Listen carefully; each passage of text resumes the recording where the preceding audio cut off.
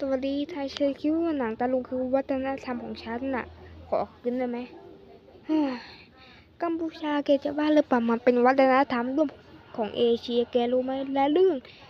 คนที่โดนหลอกไปทำงานสแกมเมอร์ไทยกับเกาหลีแกยังไม่คืนเลยเอาคืนมาได้แล้วนะแกนี่มันจะเอาทุกอย่างจริงน่ารำคาญจริงถ้าแกจะเอาทุกอย่างเนี้ยแกนี่มันต้องโดนเกาหลีซัดแล้วล่ะเออ อะไรล่ะ งั้นก็ส่งวัฒนธรรมของฉันคืนมาเพราะมันไม่ใช่ของเอเชียมันของฉันคนเดียวแกก็แค่ส่งมาแล้วฉันจะบอกเฮ้ยเกาหลีแกมาทำอะไรน่ะ